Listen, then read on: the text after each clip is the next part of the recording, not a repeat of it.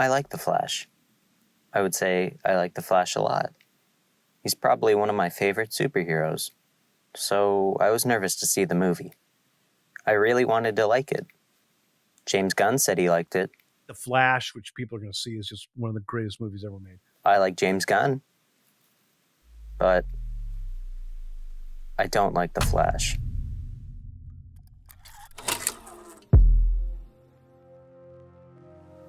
The Flash's story is kind of a mess. It's partially adapted from the Flashpoint comic book, which I've read and loved. But it's too bad that they don't utilize it to its full potential.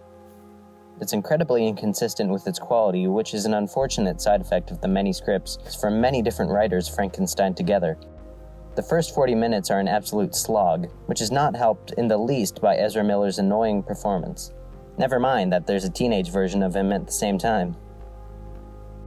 Then, when it comes to the Wayne Manor and Batcave scenes with the return of Michael Keaton as Batman, they're probably the most enjoyable part of the film.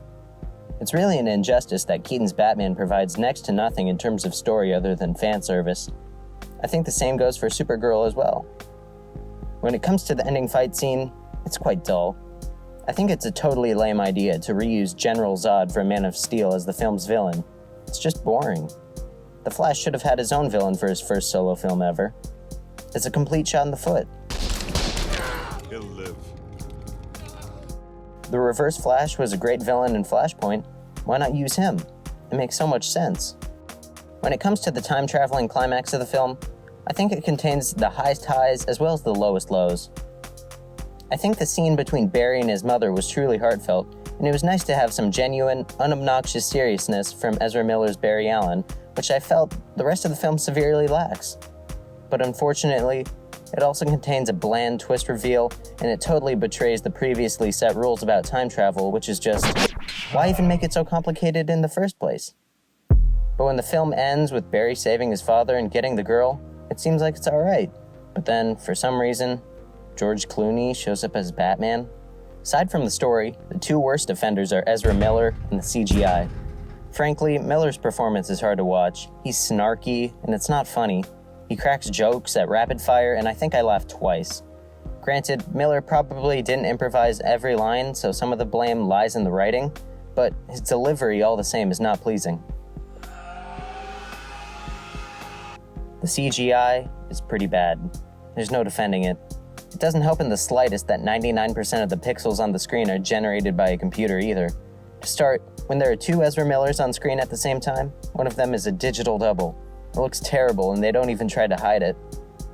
All of the action set pieces are almost full CG, the animation is rough, and sometimes it looks like a video game cutscene. And at the very end of the film, Ezra Miller isn't even there. They deep-faked him onto a body double wearing a terrible wig, and he's in close-ups half the time. The film was a disappointment.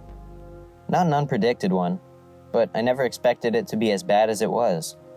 Some people are really loving it, and I really truly wish I could see it through their eyes. I wanted to love this movie so much. On a positive note, however, I thought it really captured the fun, over-the-top nature that comic books use. No gritty realism like Nolan or Snyder, but a full embrace of its comic book origins. In conclusion, The Flash. Not great. 3 out of 10. I'm Jake Bosson. I hope I didn't sound like a jerk. See you next time.